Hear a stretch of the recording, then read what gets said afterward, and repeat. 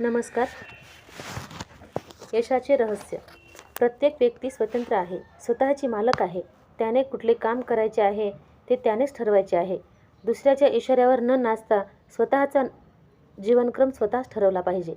यंत्राचा एक स्क्रू होण्यापेक्षा स्वतःच एक यंत्र होणे उत्तम असते. नेहमी उच्च आदर्श समोर ठेवले पाहिजे. त्यातून तुमच्या आकांक्षांना खतपाणी मिळेल. तुमची निश्चय करण्याची शक्ती बळकट होईल. स्वतःच्या गुणांचा विकास कसा करावा हे समजेल. तुम्ही स्वतंत्र बुद्धीने विचार करण्याचा प्रयत्न करा. मनातील गुलामगिरीचा भावना काढून टाका. तुम्ही ध्येय कोणतेही ठरवले तरी ते झटक्यात साध्य होते. त्यासाठी रोज थोडी थोडी प्रगती करावी लागते. हळूहळू विकास होत असतो आपल्या आणि आपल्या कामाचाही. दिवस वाया गेला तर काम मागे पडते. म्हणून रोज सकाळी उठल्यावर आज किती आणि कोणते काम करायचे ते निश्चित करा, किंवा रात्री झोपण्यापूर्वी उद्या काय करायचे आहे याची योजना आखा. आणि ठरवल्याप्रमाणे काम झाले की नाही याचा अंदाज घ्या. जे काम झाले नसेल त्यांची नोंदणी घेऊन ते काम पुढे चालू ठेवा. हाती घेतलेले काम कितीही मोठे असले तरी त्याचा छोटासा हिस्सा आज पार पाडायचा प्रयत्न करा. हजारो किलोमीटरचा प्रवासही एकाच दमात पूर्ण होत नाही. त्यासाठी पहिले पाऊल हे उचलावेच लागते. म्हणून आजच्या छोट्या कामासाठी लक्ष द्या. छोट्या लक्षाच्या वेळीचे काम करताना काळजी करू नका. आजच्या कार्यावरच नजर ठेवा. त्याचप्रमाणे तुमचे लक्ष कामावरून उडून इकडे तिकडे जाता कामा नये. फक्त आजचा विचार करा. काम करतेवेळी काळाचा आणि उद्याचा विचार सोडून द्या. खर्च केलेला पैसा परत मिळवता येतो, पण वाया गेलेला क्षण परत मिळत नाही. आज जगात सगळ्यात मौल्यवान वस्तू आहे ती वेळ, आणि तो फार काळजीपूर्वक आणि योग्य कामासाठी वापरला पाहिजे. सकाळी उठल्यापासून ते रात्री झोपेपर्यंत काय काय काम करता याचा एकदा अंदाज घ्या. म्हणजे त्याचप्रमाणे कामकाजाचा आराखडा ठरवता येईल.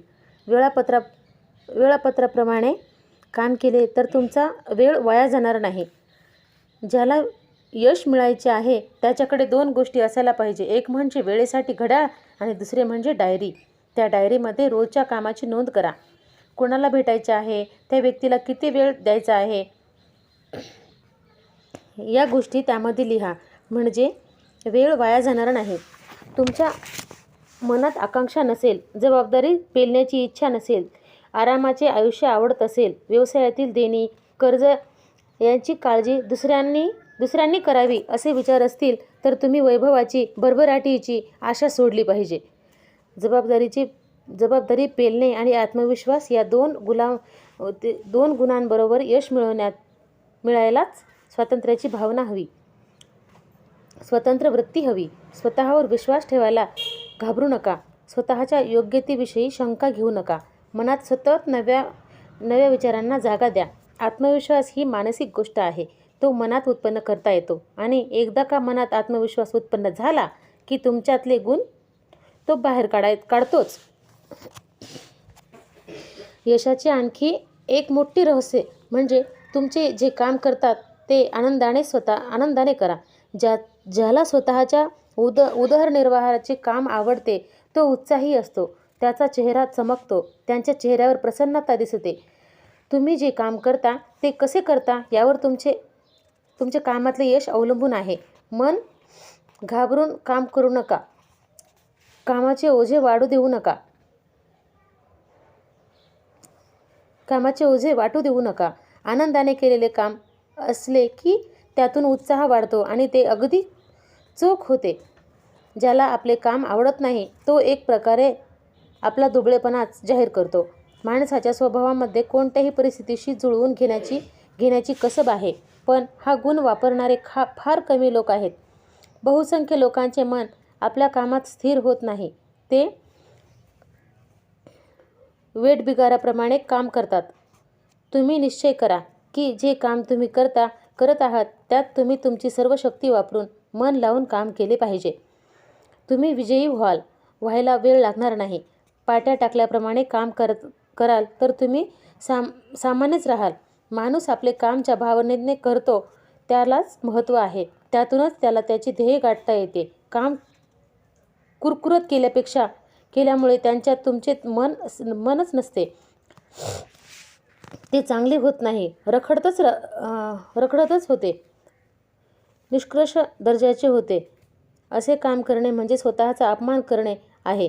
तुम्हाला तुमच्या व्यवसायात गोडी वाटत नसेल तर तो बदला, पण हे धाडस नसेल तर मात्र अंगावर पडलेल्या व्यवसायातून मन घालून रस घेऊन काम केले पाहिजे.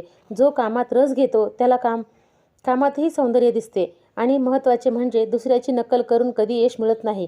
प्रत्येकाच्या यशाची जात वेगळी. यश हे तुमचे वैयक्तिक कौशल्य असते. यशाचे शिखर पदांकरात करताना तुम्हालाच अडचणींना तोंड द्यावे लागते. आपली सृष्टी आपणच उभी करावी लागते. तुमच्या अंतरंगात जी शक्ती आहे त्यातूनच तुम्हाला कामाची प्रेरणा मिळते. आतून आलेल्या आवाजाच्या अनुरोधाने तुम्ही काम केले पाहिजे. तुमच्या जवळच्या नवीन योजना, कल्पना त्यांना प्रत्यक्षात आणण्यासाठी प्रयत्न करा. त्या जगासमोर मांडा. इतरांना न सुचलेली कल्पना नवीन आहे, ती उपयोगी आहे, तर तुमचे म्हणणे लोक नक्की ऐकतील. ज्याप्रमाणे प्रतिभा आहे, व्यक्तिमत्वात ठामपणा आहे, त्याचे म्हणणे जग ऐकतेच. ज्याला जगावर प्रभाव पाडायचा आहे त्याने आपले नवीन मार्ग शोधून काढायलाच पाहिजे. तुमच्याकडे बाकीच्यांपेक्षा जर वेगळी प्रतिभा नसेल तर ती जगाची तुमच्याकडे लक्ष जातीच. अनुकरण करणारे पुष्कळ असतात. बरेच जण मळलेल्या वाटेने जाणे पसंत करतात. नवे औषध शोधणारा डॉक्टर, प्रतिभावान गायक, विद्वान, कायदेपंडित, नवीन विचारांचे लेखक यांची गरज असते. समाजाची तशी भूक असते.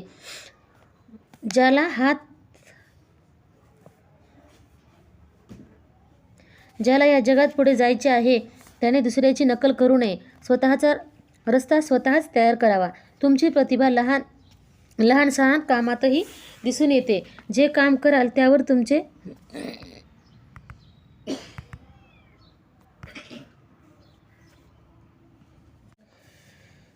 तुमचे काम जशी तुमची प्रसिद्धी करेल तशीच प्रसिद्धी ही खर्चिक जाहिरात करूनही होणार नाही.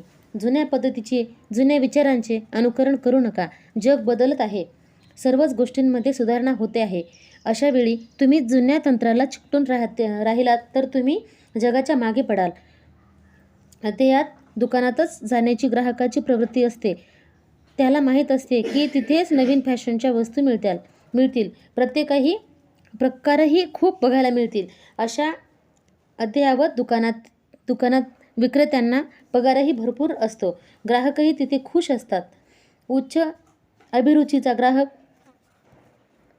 तिथे येतो. लोकांना नेहमी आधुनिकतेचे आकर्षण असते. पण आधुनिकता आणायला खूप खर्च केला म्हणजे तुम्हाला यश मिळेल असे नाही. लोकांना तुमच्या प्रतिभेची चमक दिसली पाहिजे, तरच ते तुमच्याकडे आकर्षित होतात. यशाचे आणखी एक महत्त्वाचे रहस्य म्हणजे त्वरित निर्णय घेण्याची पात्रता.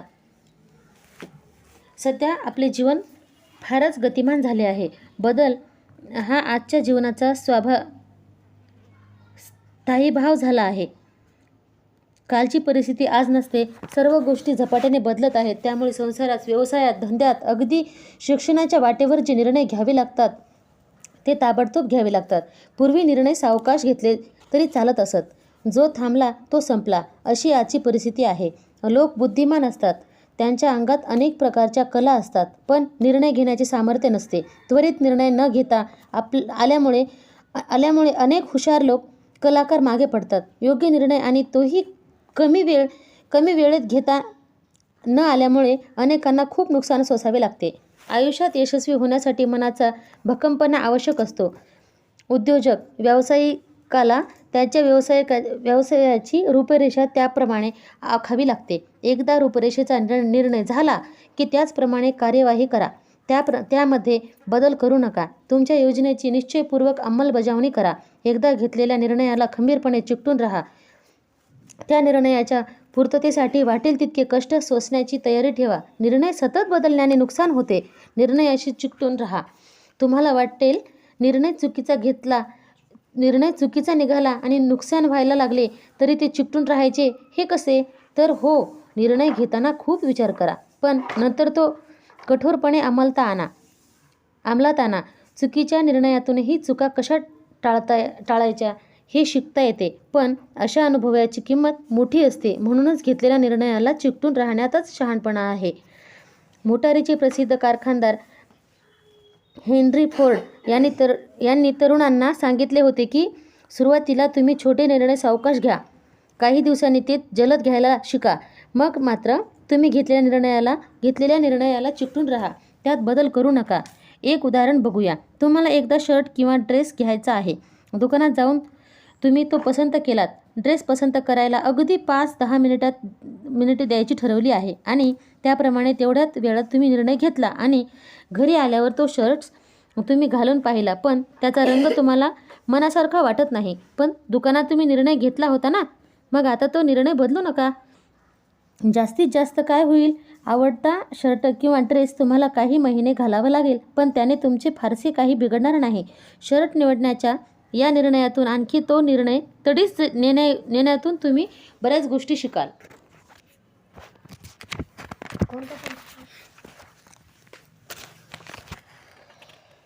नेपोलियन हा थोर सेनापती होता. त्याला युरोपमधील आल्प्स हा पर्वत ओलांडून इटलीवर स्वारी करायची होती. त्यापूर्वी कुठल्याच सैन्याने तो पर्वत ओलांडला नव्हता. नेपोलियनने हे काम अवघड की सोपे याचा विचारही केला नाही. फक्त ते मानवी प्रयत्नांना यश शक्य आहे की नाही हे त्याने पाहिले. अल्प्स पर्वत ओलांडण्याचा निर्णय त्याने झटपट घेतला आणि अंमलातही आणला. शत्रूच्या सैन्याने ते स्वप्नातही अपेक्षिले नव्हते. नेपोलियन सैन्य घेऊन इटलीत उतरला. शत्रू गाफील होता. नेपोलियनला प्रचंड विजय मिळाला. नेपोलियन कोणत्याही प्रश्नावर त्वरित निर्णय घेत असे. शिवाजी महाराजांकडेही असाच त्वरित निर्णय घेणारा व तो कृतीत आणण्याचा गुण होता. उदाहरण द्यायचे झाले तर महाराजांनी प्रतापगडावर अफजलखानाचा वध केल्यानंतर ते विजयोत्सव साजरा करीत बसले नाहीत.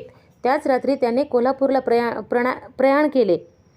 सर्व थोर पुढारी महान माणसे त्यांच्याकडे त्वरित निर्णय घेण्याचा गुण असतो. त्याशिवाय ते लोक महान होत नाहीत. जे खंबीर राहून निर्णय घेतात ते विजयी होतातच. ताबडतोब निर्णय आणि लगेच कृती यामुळे सर्व जग या थोर पुरुषांच्या पायाशी चालत होते.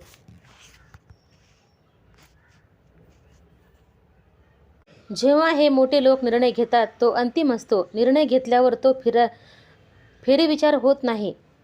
त्यावर त्यांच्या मनाची चलबिचलही होत नाही. कृती काय बघायची हेही पक्के ठरलेले असते. निर्णयावर ते फार चर्चा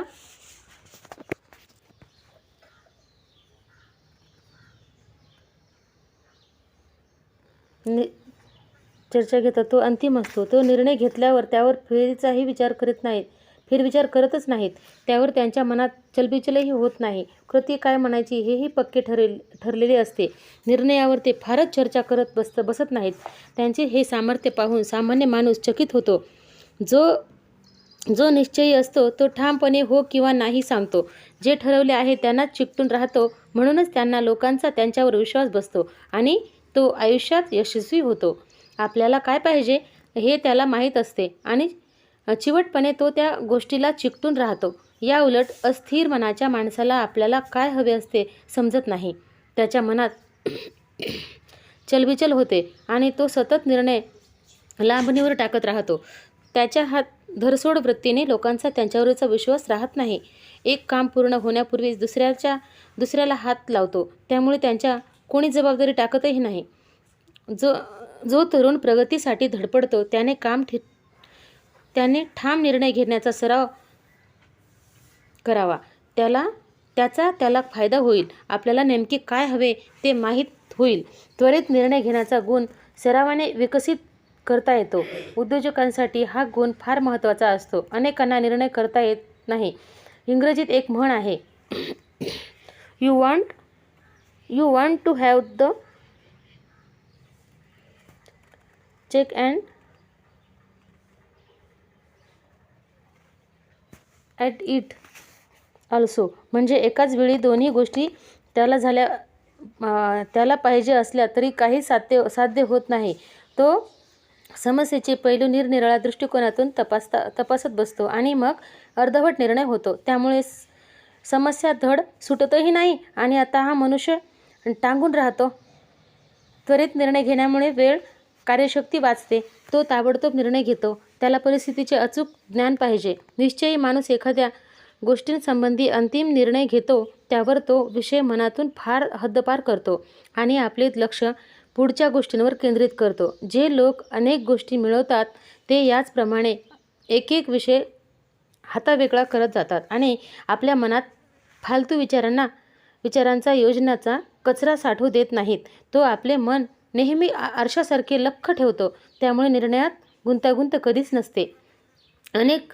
अनेक जणांचा विचार नकारात्मक असतो. काय चांगले होईल यापेक्षा काय वाईट होईल याचाच विचार ते जास्त करतात आणि त्यामुळे निर्णय घ्यायला कचरतात. निर्णय घेण्याची ताकद यावी यासाठी नकारात्मक आणि अडचणीचा विचार सोडूनच द्यावा आणि आपल्या मनात नेहमी इष्ट तेच घडेल, भलेच होईल असा विचार आणावा आणि विचारांमुळे लगेच निर्णय घेण्याचं धाडस अंगी येईल. त्यासाठी मनाचा विकास योग्य दिशेने केला पाहिजे. आपल्या मनातला आशेचा अंकुर वाढून देणे आपल्याच हातात असते. निर्णय घेण्याचा गुण बाहेर येत नाही, तो आपल्या मनातच तयार होतो. हा जर मनाचाच खेळ आहे तर तेच मन ठाम निर्णय घेण्याची दिशेनेही वळवता येईल. मनाची धरसोड वृत्ती विचार करून बदलता येते आणि निर्णय घेण्याची शक्ती मनात निर्माण करता येते. स्वतःचे परीक्षण केले तर बरेचसे काम हलके होईल. नकारात्मकतेकडे प्रवास करणारे मन जर मार्गावर आणले, स्वतःचे निरीक्षण केले तर ते सहज शक्य आहे. आपल्या मनाची ताकद या कामी लावा. शंका घेण्याचा, संकटाची अपेक्षा करण्याचा दृष्टिकोन बदला आणि एकदा हा निर्णय घेतला की तो पुन्हा बदलू नका. कधीतरी निर्णय घेताना चूक झाली तरी त्याने परिणाम भोगायची तयारी ठेवा आणि ते निर्णय बदलू नका. अपयश येण्याच्या शक्तीचा विचार सोडून द्या. विश्वास आणि भित्रेपणा यांच्या जागी आत्मविश्वास आणि धैर्य येऊ द्या. मानसिक बदल आपोआप होईल. अनेकांना अंग चोरून काम करायची सवय असते. ते त्या कामात स्वतःला झोकून देत नाहीत. निर्णयात कच्चेपणा ठेवाल तर हाती घेतलेले काम पूर्ण होऊच शकणार नाही. जो माणूस सतत आपल्या निर्णयावर विचार करत बसतो, कामाची अयोग्यता तपासत बसतो, त्याची ही ताकद विकसित होत नाही. जो आपल्या निश्चयाला घट्ट चिकटून राहत नाही तो दुबळा राहतो. समोर आलेल्या संधीपेक्षा जास्त चांगली संधी येईल म्हणून वाट बघत बसतात. त्यांना पश्चाताप करायची वेळ येते. निर्णय शक्ती वाढण्यासाठी काही महत्त्वाच्या गोष्टी लक्षात ठेवा. तुम्हाला ज्या प्रश्नाबाबत निर्णय घ्यायचा असेल त्यासंबंधी जास्तीत जास्त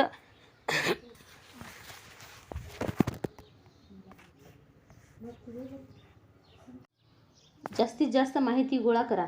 त्याची शहानिशा करून त्वरित निर्णय घ्या. चूक झाली तर फारशी मनाला लावून घेऊ नका. तुमच्या निर्णयासाठी दुसऱ्यांवर अवलंबून राहू नका. तुमचा निर्णय योग्य असल्याचा निर्वाळा तुम्ही स्वतःच तुमच्या मनाला द्या. एकदा घेतलेला निर्णय बदलू नका. आशावाद कायम ठेवा. तुमचे ज्ञान, शिक्षण, हुशारी यांचा निर्णयशक्तीशी काही संबंध नाही.